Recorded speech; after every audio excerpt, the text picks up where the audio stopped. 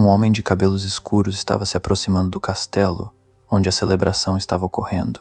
Em seu ombro estava sentado um gato, que parecia mais os restos esqueléticos de um animal vivo do que um gato comum. Hazel podia sentir a presença de uma criatura como Modius, indicando que ele já estava próximo. Ele havia prometido ao seu companheiro que em breve ele se tornaria novamente uma criatura magnífica, como se nunca tivesse sido reduzido a nada além de uma pilha de ossos. Uma celebração luxuosa enchia o palácio com inúmeros aristocratas, e entre eles estava o vice-capitão Garland, do esquadrão Black Rain, acompanhado por seu ajudante Júnior. Ambos estavam à procura da entidade misteriosa.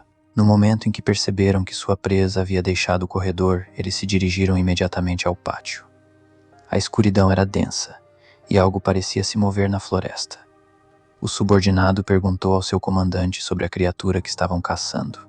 Na verdade, havia poucas informações, mas uma característica distinta se destacava. Um método selvagem de ataque, que deixava os corpos das vítimas quase irreconhecíveis. De repente, à distância, os membros do Black Rain notaram o que à primeira vista parecia ser uma cena comum. Um casal recuando para a floresta em busca de privacidade. O protagonista tentou proteger os olhos de seu jovem companheiro, poupando-o de testemunhar a cena íntima, embora ele já tivesse idade suficiente para entender. Então, algo estranho aconteceu. A garota, que havia acabado de abraçar seu amante, subitamente se transformou. Seu braço ficou mole, perdendo qualquer semelhança com algo humano, e toda sua forma ficou frouxa, sustentada apenas pelo aperto de seu parceiro. O protagonista imediatamente percebeu que algo estava errado e se preparou para a luta iminente. A mulher caiu no chão, seu corpo instantaneamente desfigurado. O homem ao lado dela se virou para enfrentar os membros do Black Rain, revelando-se como uma criatura monstruosa, pronta para atacar as vítimas recém-chegadas. O jovem guerreiro foi tomado pelo medo. Ele nunca havia visto uma criatura tão assustadora em sua verdadeira forma, e por isso ficou paralisado, incapaz de se mover ou sequer pensar em atacar. De repente, o ser maligno abriu suas asas e voou acima de seus inimigos, ganhando uma vantagem inegável e se posicionando para desviar de seus ataques. Garland manteve a compostura, desembainhou rapidamente sua espada e se preparou para a batalha, sabendo que agora ele precisava proteger não apenas sua própria vida, mas também a de seu companheiro. A horrível besta parecia querer bloquear o luar, tornando ainda mais difícil para os membros do Black Rain navegarem na escuridão opressiva. O protagonista ergueu sua arma, desferindo um golpe único e preciso no meio do salto da criatura. O ataque foi rápido o suficiente para que ela não tivesse tempo de escapar, garantindo sua morte. O ser soltou um grito horrível de agonia e desabou no chão, incapaz de resistir ao experiente guerreiro. Felizmente, tudo aconteceu tão rápido que ninguém, exceto a infeliz mulher, teve tempo de sofrer. Do corpo da criatura caída, uma pedra peculiar e escura, como um pedaço de carvão, mas incontivelmente o coração do ser monstruoso, caiu ao chão. A vitória veio rapidamente, mas o vice-capitão não conseguia ignorar o peso do atraso. Se tivessem chegado antes, poderiam ter salvado a jovem que se tornou vítima. A tristeza em seu rosto refletia a frustração de não conseguir proteger todas as vidas. O jovem ajudante, por outro lado, estava impressionado. Ainda paralisado pelo medo que sentiu diante da criatura, ele mal podia acreditar na destreza de Garland, que a derrotou com um único golpe. Mas Garland não comemorava. Com a expressão séria, ele ordenou que o jovem chamasse a equipe para remover os corpos e levar o núcleo para análise. A pele de Garland estava normalmente pálida, e ele parecia doente, embora nunca reclamasse de dor ou desconforto. Isso preocupava o jovem ajudante, que começou a suspeitar que seu superior pudesse ter se ferido durante o golpe fatal. Contudo, Garland tentou tranquilizá-lo, garantindo que não havia motivo para preocupação.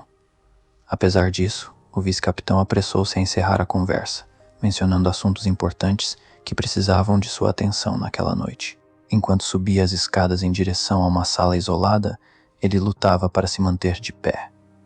Cada passo parecia mais difícil que o anterior, e ele precisava se apoiar nas paredes para evitar desabar antes de chegar ao topo.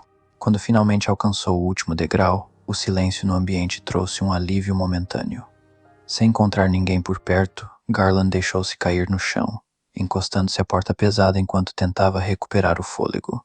Apesar de precisar claramente de ajuda, ele relutava em pedir, determinado a enfrentar sua condição sozinho. Logo ficou evidente que algo estava profundamente errado. O coração de Garland parecia fraquejar cada vez mais após as batalhas, sujeitando-o a ondas crescentes de dor que o deixavam vulnerável. No exterior, corvos começaram a se reunir ao redor do castelo, crocitando impacientemente, como se anunciassem a chegada de uma presença sombria. Essa presença era o Duque de Cabelos Escuros, acompanhado por seu enigmático gato de olhos brilhantes. O visitante inesperado não pretendia permitir que Garland tivesse qualquer descanso. Com uma determinação implacável, ele avançou sobre o vice-capitão, dissipando qualquer esperança de paz após a batalha. O homem o perseguia há muito tempo, mas Garland, sempre cauteloso, havia conseguido evitá-lo, até agora. Fraco e exausto, Garland sabia que não tinha forças para resistir ou se defender. A situação era desesperadora. Logo ele se viu levado a um lugar temido por todos no reino, uma masmorra úmida e sombria, iluminada apenas por tochas tremeluzentes. Seus olhos estavam cobertos por uma venda escura, deixando-o incapaz de entender onde estava ou o que viria a seguir. Garland foi acorrentado de forma a limitar seus movimentos, com as mãos presas acima da cabeça, tornando sua posição desconfortável e exaustiva. Apesar de sua curiosidade sobre o que estava acontecendo, ele preferiu permanecer em silêncio, temendo provocar o homem à sua frente, cuja presença exalava uma autoridade perigosa. A figura de cabelos escuros, visivelmente impaciente, não perdeu tempo. Com um toque frio e inesperado, sua mão deslizou pelo rosto de Garland, aproximando-se o suficiente para sussurrar. Esperei muito tempo para tê-lo sob meu controle. Garland tentou manter a compostura, mas seu coração batia acelerado, como se antecipasse o que estava por vir. O olhar intenso do homem o mantinha preso enquanto ele continuava. Minha vontade é tirar sua vida, mas não agora. O vice-capitão da Chuva Negra ainda possuía informações cruciais que o Duque precisava, e isso adiaria o fim que parecia inevitável. Um cheiro peculiar emanava de Garland, algo que lembrava o odor associado a seres sobrenaturais. Isso despertou o interesse do Duque, que estava determinado a descobrir a verdade por trás desse mistério. Garland percebeu que seu segredo estava prestes a ser revelado. Um segredo que parecia explicar por que ele atraía forças perigosas ao seu redor. Mesmo diante da revelação de sua identidade, ele permaneceu em silêncio, sem intenção de revelar nada sobre si mesmo, não importando o que pudesse acontecer. Enquanto continuava a vasculhar as roupas do homem, o captor de cabelos escuros descobriu algo intrigante em seu bolso. Um pequeno relógio, quase impossível de notar antes. Dentro do relógio, além do mecanismo de tempo, havia também um retrato de uma bela mulher, cujas feições e cor de cabelo tinham uma impressionante semelhança com Garland. Embora ela parecesse delicada e feminina, foi apenas ao ver o relógio que Garland percebeu que havia perdido algo precioso. Nesse momento, o vice-capitão da Chuva Negra finalmente falou, ansioso para recuperar seu relógio e disposto até mesmo a responder algumas das perguntas do Duque. O interesse do Duque não havia diminuído. Ele ainda tinha a intenção de entender por que esse homem exalava um cheiro que atraía forças sombrias. De repente, a masmorra caiu em silêncio, e o protagonista entendeu que teria que dar uma resposta se quisesse recuperar sua posse querida. No entanto, falar sobre sua aflição o fazia sentir-se profundamente desconfortável. De fato, um evento trágico havia ocorrido com o vice-capitão em sua infância, após o qual uma entidade misteriosa fixou residência em seu coração, espalhando um odor peculiar por todo o corpo de Garland. A história parecia absurda para o Duque, que não pôde evitar arquear uma sobrancelha desconfiado. Ele precisava de provas irrefutáveis diante daquela afirmação extraordinária. "Você espera que eu acredite nisso sem ver?" murmurou o Duque, com um tom quase provocador. Ele se aproximou mais, a ponta fria de sua espada deslizando pelo peito de Garland. Não era uma ameaça direta, mas um teste para expor a verdade. A lâmina cortou o tecido com facilidade, expondo a pele pálida do vice-capitão. Porém, à primeira vista, não havia nada ali. O Duque franziu o senho, os olhos estreitando-se. "Mentira", sussurrou ele. Com a respiração um pouco mais pesada, Garland respondeu em voz baixa. "Nas costas." Sem perder tempo, o Duque, com um leve sorriso no canto dos lábios, cortou o restante da camisa, revelando uma marca profunda e avermelhada na omoplata. Ele passou os dedos devagar sobre a pele marcada, quase com curiosidade. "Interessante", murmurou o Duque, estudando o desenho. Seus dedos traçaram o contorno com cuidado, como se quisesse entender cada detalhe da misteriosa manifestação. Finalmente o Duque compreendeu a verdade sobre Garland. Uma força desconhecida, fraca demais para sobreviver sozinha, havia usado o corpo do vice-capitão como um receptáculo. A marca em seu corpo, cada vez maior e mais vívida, era um presságio sombrio. Seu tamanho e forma contavam uma história trágica. Garland não tinha muito tempo de vida pela frente. Embora isso já fosse claro para Garland, ele sabia muito bem o que o futuro lhe reservava. À medida que a força dentro dele crescia, a marca em seu corpo se expandia. Quando estivesse completamente formada, o exército de Asmodeus viria para matá-lo em menos de um ano. Nesse momento, essa força reivindicaria sua alma, arrastando-o para as trevas eternas. Sentindo compaixão pelo destino trágico de Garland, o Duque declarou que, após sua morte, planejava retirar seu coração para salvar sua alma de ser consumida por essa força. O cheiro que emanava do corpo de Garland estava se tornando insuportável, atraindo outras entidades sombrias. O Duque sabia que, quando ele morresse, talvez não conseguisse chegar a tempo de recuperar o coração tão desejado. Para impedir isso, o Duque colocou um colar especial em torno do pescoço de Garland. Esse colar foi criado para suprimir a força que habitava seu corpo. Além de ser um símbolo da promessa de proteger sua alma, o colar serviria como defesa contra outras entidades sombrias, funcionando como uma salvaguarda. Quanto ao relógio de bolso, pelo qual Garland revelou uma verdade dolorosa, ele não teve a sorte de recebê-lo de volta. O Duque prometeu entregar Garland no próximo encontro, garantindo que após sua morte, ele recuperaria o que desejava. Para garantir que Garland não soubesse o local desta conversa, o Duque o deixou inconsciente, utilizando um pano embebido em uma substância especial. Quando Garland acordou, na manhã seguinte estava de volta à cidade, como se nada tivesse ocorrido, embora muitas perguntas ainda rondassem sua mente. Ele foi até o escritório de seu comandante para discutir as recentes aparições de criaturas misteriosas na região. Contudo, Garland não conseguia afastar os pensamentos sobre o que acontecera na noite anterior, lutando para compreender completamente os eventos. Lembrava-se de ter despertado em uma floresta distante da cidade e, ao verificar seus bolsos em busca do relógio de bolso, temendo que tivesse sido roubado, percebeu que tudo aquilo era real. A imagem do homem ainda estava gravada em sua mente desde o primeiro encontro na propriedade, mas Garland não conseguia identificar seu captor.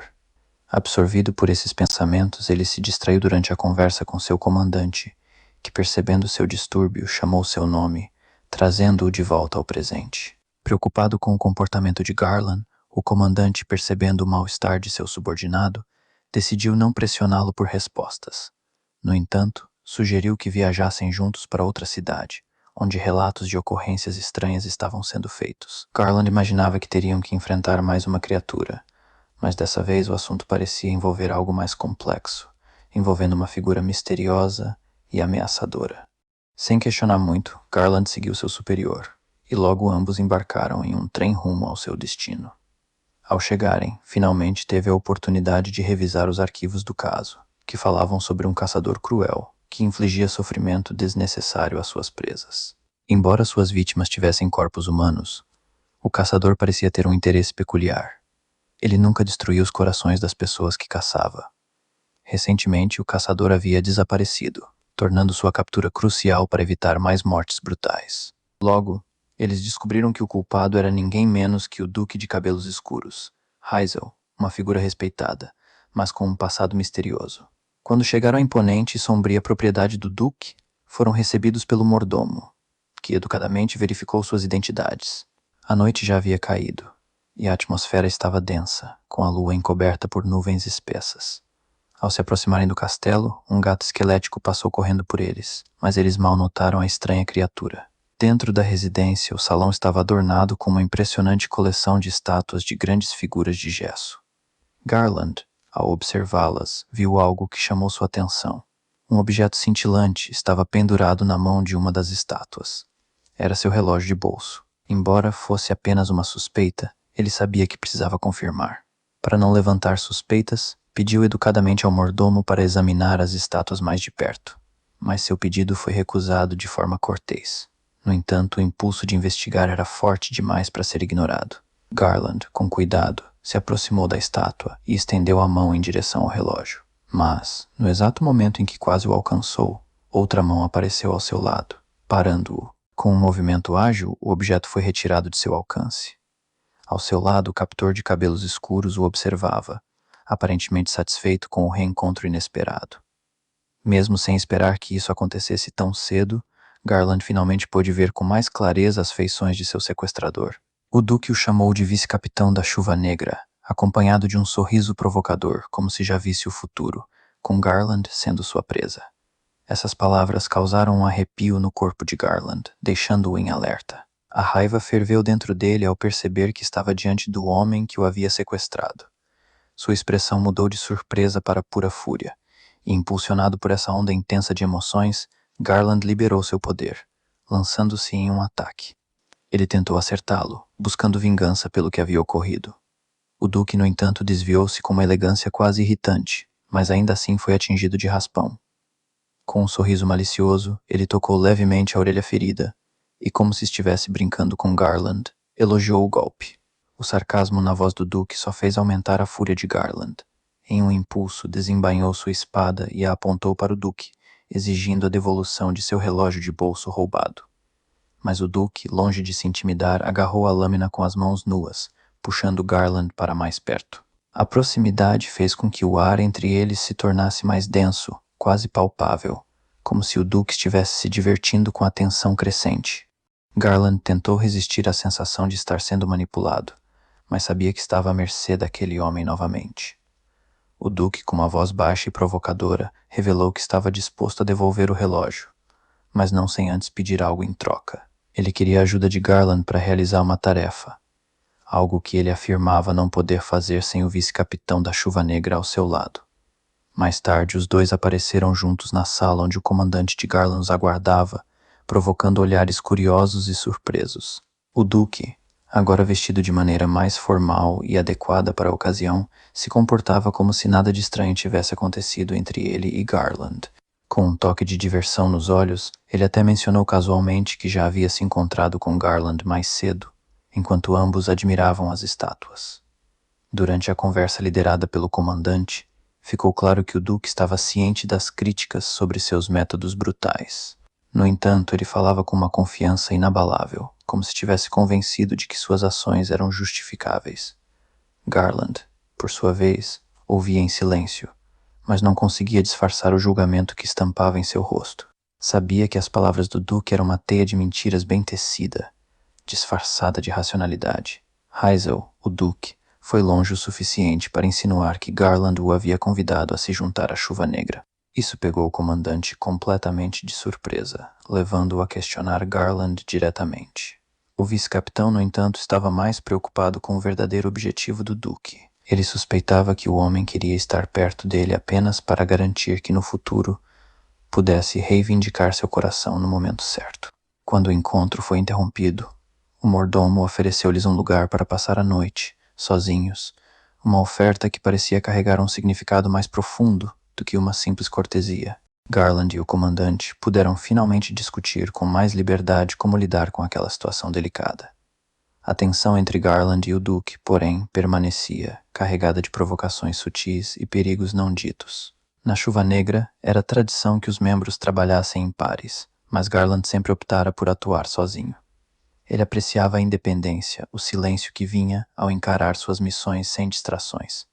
No entanto, desta vez talvez fosse diferente. Tornar o Duque parte da organização poderia ser uma maneira de mantê-lo sob controle.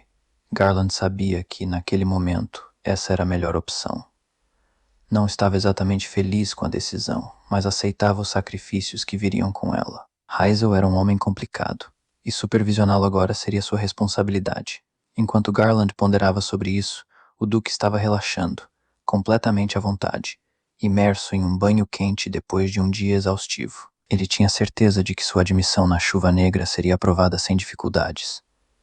O mordomo, surpreso com a ousadia do mestre, questionava como ele poderia estar tão tranquilo, mas Heisel, com sua típica calma, garantiu que tudo estava seguindo conforme seus planos. Na manhã seguinte, os viajantes se preparavam para partir, mas antes de ir, informaram ao Duque que ele seria aceito na organização, desde que sua identidade fosse mantida em segredo. Heisel, com um sorriso quase íntimo, dedicou um tempo especial para se despedir de Garland, sabendo que, a partir daquele momento, os dois estariam ligados como parceiros. Garland, sempre reservado, tentava ignorar o calor que essa proximidade forçada trazia. A sede da Chuva Negra, uma organização poderosa e respeitada, estava localizada na capital, e apenas os mais talentosos guerreiros eram escolhidos para suas fileiras.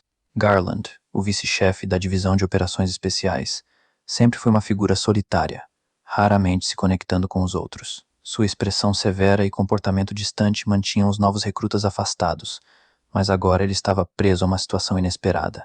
Dividir seu espaço pessoal com Hazel, o homem que mais o perturbava, parecia uma tortura. O dormitório, que antes era seu santuário, agora se tornava um campo de tensão. Hazel, sem a menor cerimônia, invadiu seu espaço com uma confiança desconcertante. Garland tentava ignorá-lo, mas o Duque era insistente, aproveitando cada oportunidade para provocá-lo. Em um movimento súbito e audacioso, Hazel rasgou a camisa de Garland, buscando um colar que ele havia lhe dado antes. A ousadia o deixou sem palavras.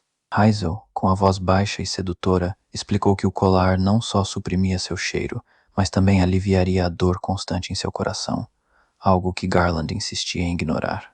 Depois de enfrentar demônios, usar o colar era uma necessidade para Garland. Ele sabia que poderia até estender sua vida, já que o parasita dentro dele o enfraquecia a cada dia.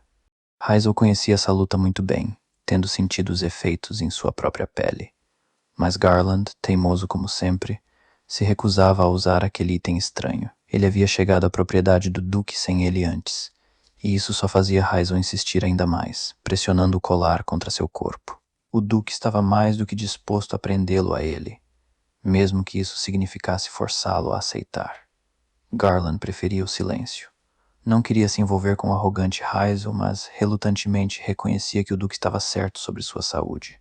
As crises cardíacas estavam se tornando cada vez mais frequentes, perturbando sua vida cotidiana, um fardo que ele carregava há tempos.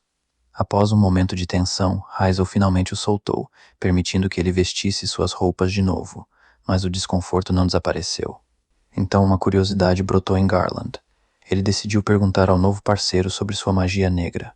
Havia algo peculiar que o intrigava, um gato que, embora estivesse morto há muito tempo, ainda parecia estar vivo. Aquela magia era algo raro, um conhecimento perdido e perigoso, que ninguém se atrevia a abordar. Era surpreendente que Hazel fosse capaz de controlá-la, e se alguém visse aquela criatura, ele poderia enfrentar punições severas. O Duque ficou surpreso ao ouvir uma pergunta tão pessoal de sua futura presa, mas com um sorriso sutil, tranquilizou Garland, prometendo que ninguém descobriria seu segredo. Antes que qualquer resposta pudesse ser dada, um funcionário do dormitório chegou para escoltar Garland, levando-o ao prédio principal para seu registro oficial na ordem. A atmosfera estava carregada de tensão e segredos, e Garland sabia que, naquele momento, as coisas estavam apenas começando. Quando Garland e Hazel chegaram ao coração das operações diárias da Chuva Negra, a tensão parecia ainda mais palpável. A sala estava imersa em um ambiente de respeito, mas também de um certo medo, especialmente ao redor de Garland. Enquanto ele fazia um tour despreocupado pelo escritório, mostrando ao recém-chegado onde encontrar o capitão e os arquivos, era claro que Garland não estava completamente à vontade com a situação. Hazel, notando seu desconforto, brincou que as boas-vindas à ordem não haviam sido das mais calorosas. O registro de Hazel estava completo, e ele recebeu a promessa de provisões básicas para não precisar comprar itens do dia a dia. No entanto, o mais notável era o modo como as pessoas observavam o Duque, com uma curiosidade sutil. Muitos estavam ansiosos para conhecer o homem que Garland, conhecido por seu comportamento intimidador e sua solidão constante, havia escolhido como parceiro. Juntos, os dois pareciam ainda mais ameaçadores, apesar das diferenças de estilo e personalidade. Havia algo neles que deixava todos ao redor desconfortáveis, uma aura de poder e mistério que ninguém podia ignorar. Hazel parecia determinado a ficar perto de Garland, algo que o vice-capitão não gostava. Garland sempre preferira a solidão, especialmente em tarefas que não exigiam tanta proximidade. A constante presença de Hazel ao seu lado, embora desconcertante, estava se tornando difícil de suportar. Ao sair, Garland percebeu que o Duque realmente estava em seu encalço, o que só aumentou sua frustração. Ele sentia o desconforto aumentar a cada passo, e a irritação crescia dentro dele. Decidiu que precisava ter uma conversa séria com Hazel, para deixar claro que questões pessoais não poderiam afetar o trabalho ou o bem-estar da ordem. No entanto, Hazel parecia mais interessado em uma única pessoa, Garland, e isso o inquietava ainda mais, como se a pressão de sua presença fosse imensurável. De repente, os dois notaram uma multidão agitada, claramente perturbada por algo. As vozes se misturavam em um murmúrio crescente, e as pessoas se apertavam em torno de uma barraca. O centro da atenção era uma pérola rara, uma pedra preciosa que muitos na cidade desejavam, mas que poucos podiam comprar. Sua beleza hipnotizante, com rostos esculpidos em sua superfície, atraía olhares curiosos e cobiçosos. Enquanto Garland observava a pérola, um homem estranho na multidão notou a insígnia da chuva negra em suas roupas. Ele se aproximou com urgência, seus olhos fixos na marca, e antes que Garland pudesse reagir, o homem agarrou seu braço, implorando por ajuda. Hazel avaliou rapidamente o homem, percebendo algo estranho e potencialmente perigoso ao seu redor. Havia uma aura de tensão, como se algo o estivesse consumindo por dentro. Seu comportamento desesperado indicava que ele estava em uma situação crítica, sem outras opções, preso em um pesadelo do qual não conseguia escapar. Para questionar mais o homem, Garland o trouxe de volta ao seu dormitório, o que irritou muito seu novo colega de quarto, que não achou sensato trazer pessoas aleatórias para seu espaço privado. Garland, no entanto, se manteve firme, convencido de que havia feito a coisa certa. Eles já haviam assustado o homem o suficiente e precisavam pelo menos tentar ajudá-lo. O homem, sentado à mesa tomando chá enquanto os outros discutiam, finalmente falou. Ele queria contar sua história, na esperança de resolver tudo antes do anoitecer, pois havia razões para sua urgência que só poderiam ser reveladas ao ouvir o conto completo. Os parceiros estavam preparados para tentar ajudar, mas agora os convidados pareciam incertos de por onde começar novamente, temendo que não acreditariam nele e o achariam louco, pois sua história era realmente inacreditável. O homem alegou estar preso em um único dia, incapaz de escapar. Ele havia vivido os mesmos eventos centenas de vezes, e agora estava totalmente exausto, desejando que o amanhã finalmente chegasse para provar sua afirmação. Ele começou a contar coisas que aconteceram na cidade naquele dia, eventos que já haviam ocorrido e aqueles que ainda estavam por se desenrolar. No entanto, esses detalhes precisariam ser verificados para serem aceitos como prova, mas já era tarde, e não havia tempo suficiente para verificar tudo, então eles não tiveram escolha, a não ser acreditar em sua palavra se quisessem ajudar. Talvez os eventos mais significativos ocorressem naquela noite, o que poderia explicar por que o homem permaneceu preso no mesmo dia por tanto tempo. De repente, o estranho que acabara de discutir com confiança a situação e nomear precisamente os tempos e eventos, alegou que não se lembrava de nada sobre isso. Sua mudança abrupta de comportamento era suspeita, e embora Garland estivesse cético, Hazel parecia muito mais intrigado com essa reviravolta inesperada. Então, a atenção se voltou para a janela, onde viram uma garota caindo, coberta de sangue e claramente morta. Era estranho que um evento tão horrível ainda não tivesse permanecido na memória do homem. A partir de sua reação, ficou claro que ele já havia testemunhado isso antes. Talvez muitas vezes. O que significava que ele havia mentido para aqueles que seriam seus salvadores em certos pontos de sua história,